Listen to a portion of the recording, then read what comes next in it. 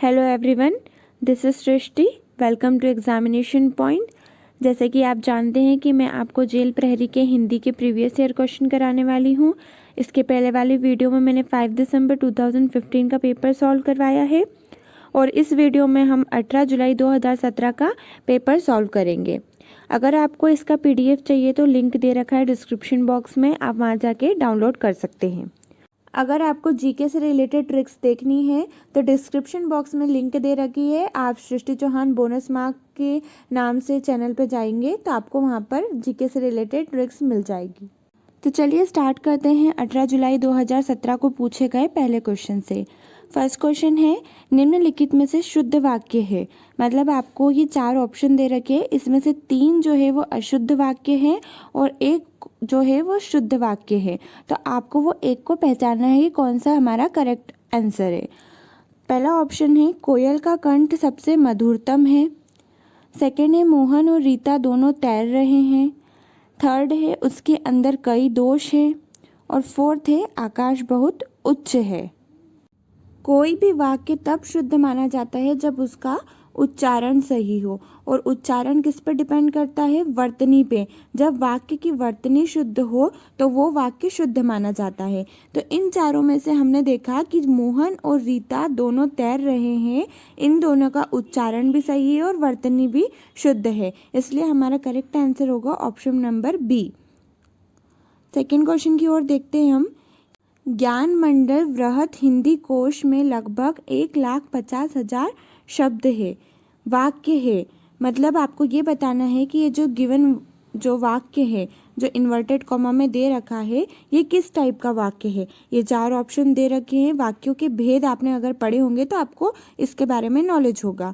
आज्ञा सूचक वाक्य है, इच्छा सूचक है, विधानवाचक है या संकेतार्थक है। तो ये चारों ऑप्शन में से आपको करेक्ट आंसर बताना है। देखिए, जब वाक्य पढ़ा था आपने तो आपने ये देखा होगा कि वाक्य को 2 पार्ट्स में डिवाइड किया गया था, एक अर्थ के आधार पर और एक रचना के आधार पर।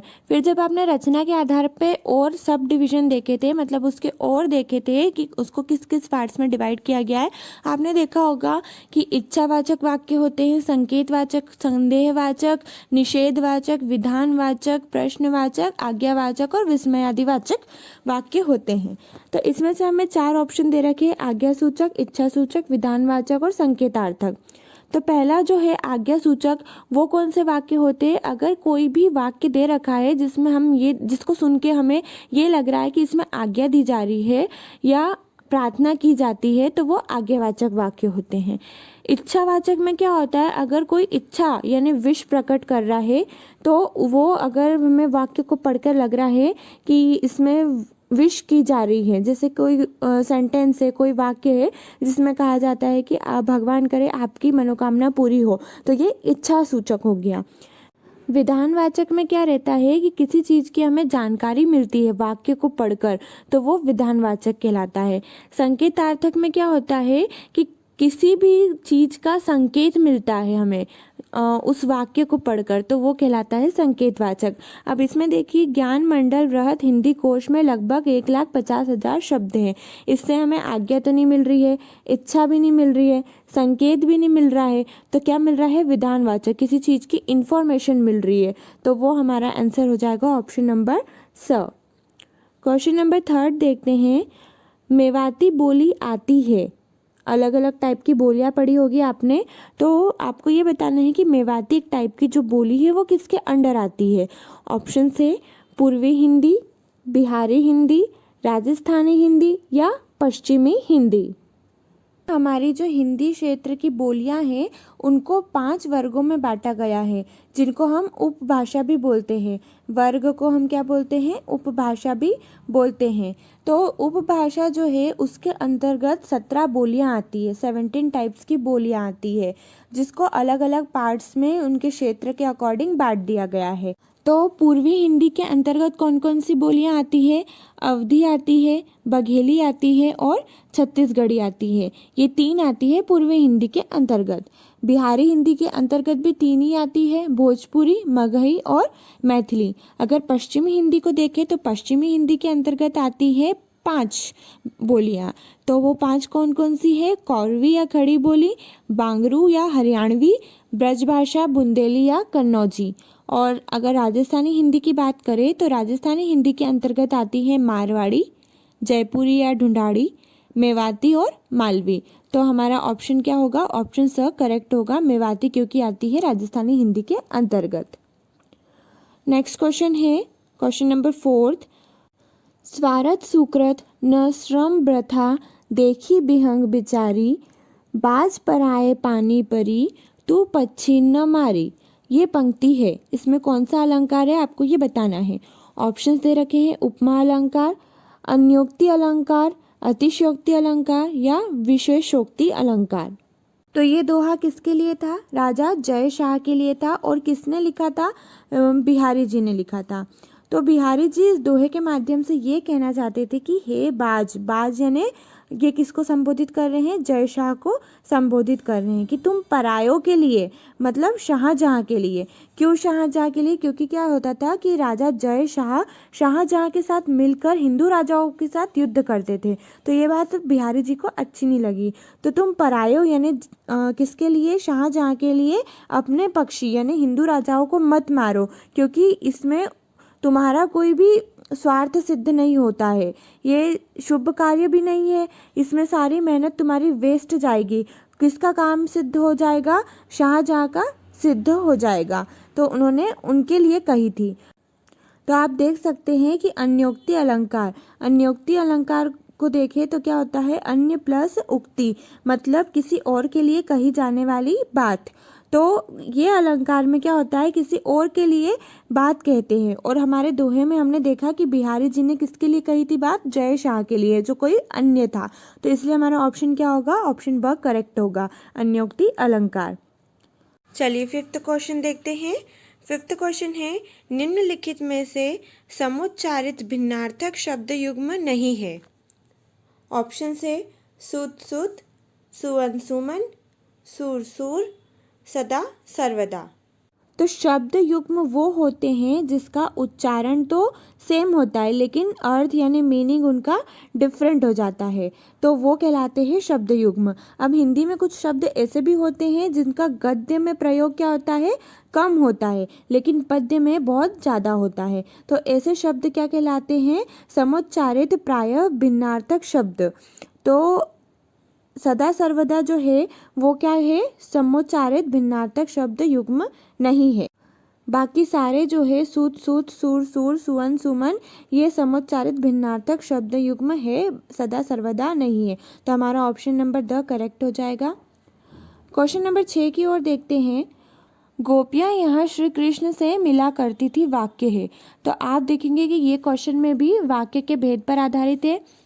ऑप्शन दे रखे, स्थान बोधक, विनम्रता सूचक, दिशा बोधक, विधि सूचक। तो स्थान बोधक में क्या होता है? किसी प्लेस के बारे में बोध होता है, कोई स्थान के बारे में बताया जाता है। विनम्रता में विनम्रता की जाती है। दिशा में कोई डायरेक्शन वगैरह बताया जाता है अगर किसी वाक्य के अंदर, तो वो दिशा बोधक संरचना होती है। और एक विधि सूचक होता है।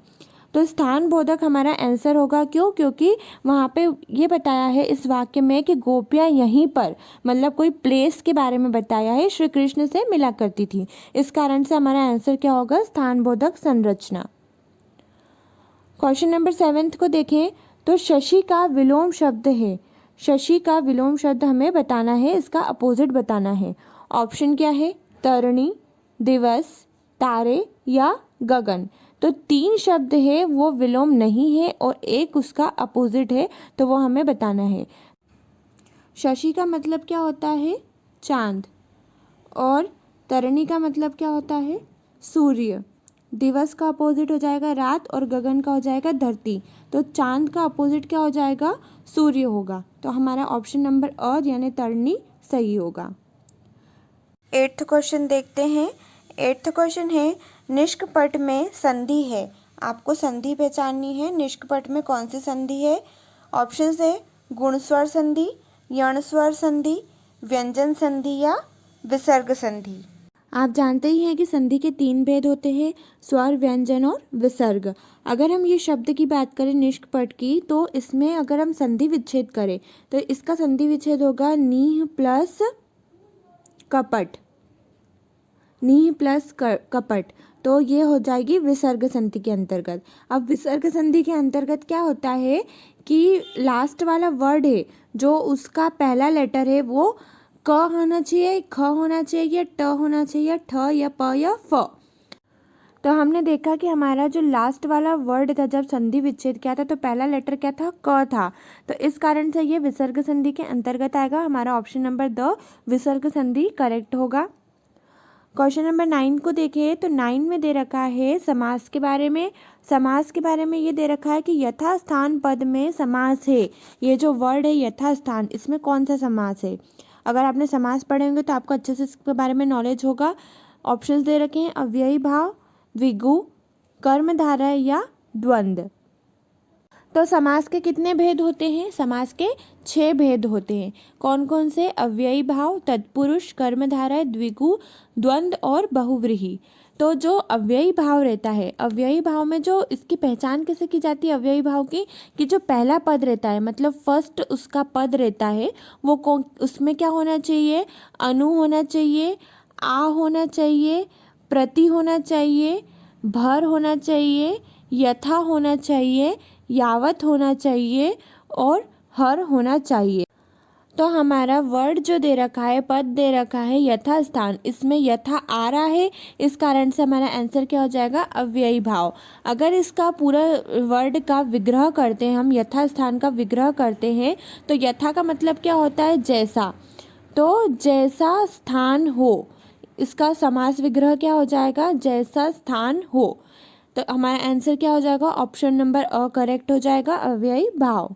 10वां क्वेश्चन देखते हैं हम। 10वां क्वेश्चन है हमारा पर्यायवाची मतलब वर्ड मीनिंग से रिलेटेड। तो वर्ड मीनिंग हमें बताना है पक्षी का। पक्षी शब्द का पर्यायवाची क्या है। ऑप्शन दे रखे हैं द्विज, खग, अंडज या उक्त सभी। तो द्विज का मतलब भी पक्षी होता है, खग का मतलब भी पक्षी होता है, अंडज का मतलब भी पक्षी होता है। तो हमारा ऑप्शन नंबर द करेक्ट होगा, उक्त सभी। क्वेश्चन नंबर 11 को देखते हैं। निम्नलिखित में से शुद्ध शब्द है। अब हमने पहले शुद्ध वाक्य देखा था, इस क्वेश्चन में हमें शुद्ध शब्द बताना है। उपर्युक्त, आह्लाद, उन्नति, कृत्य, कृत्य।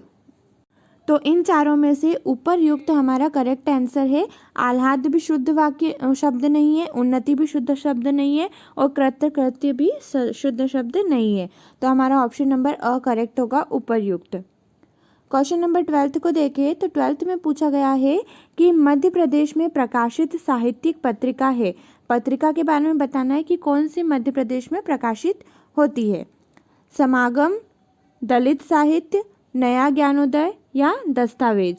तो इसका करेक्ट आंसर क्या होगा, समागम। समागम एक साहित्यिक पत्रिका है जो कहाँ से प्रकाशित होती है, भोपाल से प्रकाशित होती है और इसने अभी 13 वर्ष पूर्ण कर लिए है, 14वें वर्ष में प्रवेश कर चुकी है ये। इसमें संचार, समाज और मीडिया जगत की बात और सिनेमा की बात की जाती है। ये एक मासिक पत्रिका है जो हर महीने प्रकाशित होती है। तो हमारा करेक्ट आंसर होगा समागम। 13वां क्वेश्चन है पंडिताई शब्द में प्रत्यय है। अब हमें प्रत्यय बताना है। प्रत्यय जैसे कि आप जानते हैं कि शब्दांश के पीछे लगते हैं, तो शब्द के पीछे लगते हैं वो कहलाते हैं प्रत्यय। तो ऑप्शन दे रखे हैं ई, ताई, आई या इताई। ये प्रत्यय क्या रहते हैं, किसी भी शब्द के शब्दांश में विशेषता या परिवर्तन ला देते हैं, वो प्रत्यय होते हैं। तो पंडित शब्द का अगर हम विग्रह करेंगे तो पंडित प्लस आई होगा। तो हमारा करेक्ट ऑप्शन क्या हो जाएगा, ऑप्शन नंबर ब, आई। 14वां क्वेश्चन देखते हैं। तो 14वां क्वेश्चन है वृंदावन लाल वर्मा है। वृंदावन लाल वर्मा कौन है, उसके बारे में आपको बताना है। ऐतिहासिक उपन्यासकार, मनोविश्लेषणात्मक उपन्यासकार, जासूसी उपन्यासकार या पौराणिक उपन्यासकार। तो सबसे पहले आप देखिए कि वृंदावन लाल वर्मा जो थे वो हिंदी के नाटककार भी थे और उपन्यासकार भी थे। हिंदी उपन्यास के जो विकास हुआ था उसमें सबसे इम्पोर्टेंट रोल इन्होंने प्ले करा था, सबसे इम्पोर्टेंट महत्वपूर्ण योगदान दिया था वृंदावन लाल वर्मा जी ने। और ये एक ऐतिहासिक कहानीकार और लेखक थे। तो इसका ऑप्शन क्या हो जाएगा, ऐतिहासिक उपन्यासकार हो जाएगा। इन्होंने कौन कौन से उपन्यास की रचना की थी, मृगनयनी, झांसी की रानी, गौड़ कुंडार, विराटा की पद्मिनी, अहिल्याबाई, ये सब उनके उपन्यास थे। तो हमारा ऑप्शन नंबर अ करेक्ट होगा, ऐतिहासिक उपन्यासकार। 15th क्वेश्चन है, निम्नलिखित में से विलोम शब्द युग्म नहीं है। हमें यह बताना है कि कौन से शब्द एक दूसरे के अपोजिट नहीं है। ऑप्शंस दे रखे हैं, मुक्ति विमुक्ति, पूर्वान अपरान, सरल जटिल, नीरव ध्वनि। तो पूर्वान अपमान एक दूसरे के अपोजिट है, नीरन और ध्वनि भी, सरल जटिल भी है, और हमारा मुक्ति विमुक्ति है वो एक दूसरे के अपोजिट यानी विलोम शब्द नहीं है। तो हमारा ऑप्शन नंबर अ करेक्ट हो जाएगा, मुक्ति विमुक्ति। 16th क्वेश्चन देखते हैं हम। 16th क्वेश्चन में कहा गया है कि ऋण शब्द है। कैसा शब्द है ऋण, आपको ये बताना है। तो संकर, तत्सम, तद्भव या देशज शब्द। अब संकर शब्द क्या होते हैं? संकर शब्द वो होते हैं जो दो भाषाओं से मिलकर बनते हैं। तो दो लैंग्वेजेस का यूज़ करके जो वर्ड बनते हैं वो संकर शब्द कहलाते हैं। तत्सम क्या होते हैं? जो संस्कृत के समान होते हैं, जो वर्ड संस्कृत के समान होते हैं वो तत्सम कहलाते हैं। तद्भव क्या होते हैं? जो संस्कृत से आकर चेंज हो जाते हैं, बदल जाते हैं और हिंदी में यूज़ होते हैं, वो क्या कहलाते हैं? तद्भव कहलाते हैं। और देशज क्या होते हैं? अपने अकॉर्डिंग, अपनी परिस्थिति के अकॉर्डिंग या आवश्यकता के अनुसार जो बदल जाए, जो मतलब प्रचलित हो जाए, जैसे थैला हो गया, गड़बड़ हो गया, पेट हो गया, ये सब क्या है? देशज वर्ड है। तो हमारा ऋण वर्ड कौन सा है? ऋण का आंसर है ऑप्शन नंबर ब, तत्सम। ये क्या है? संस्कृत के से लिया गया वर्ड है, तो संस्कृत के समान है, इसलिए हमारा करेक्ट आंसर होगा ऑप्शन नंबर ब। 17 क्वेश्चन है, रतलाम जिले में बोले जाने वाली प्रमुख बोली कौन सी है? इसके ऑप्शंस क्या क्या है? निमाड़ी, बुंदेली, बघेली और मालवी। तो निमाड़ी की बात करें तो निमाड़ी कहाँ पर बोली जाती है? खंडवा हो गया, खरगोन हो गया, उस साइड क्या बोली जाती है? निमाड़ी बोली जाती है। बुंदेली बुंदेलखंड साइड बोली जाती है, जो कि है झांसी, सागर, दमोह, इस साइड बुंदेली बोली जाती है। बघेली की बात करें तो बघेली कहाँ बोली जाती है? रीवा क्षेत्र में बोली जाती है। और ऑप्शन नंबर द, मालवी कहाँ पर बोली जाती है? रतलाम साइड बोली जाती है। तो हमारा ऑप्शन नंबर द करेक्ट होगा।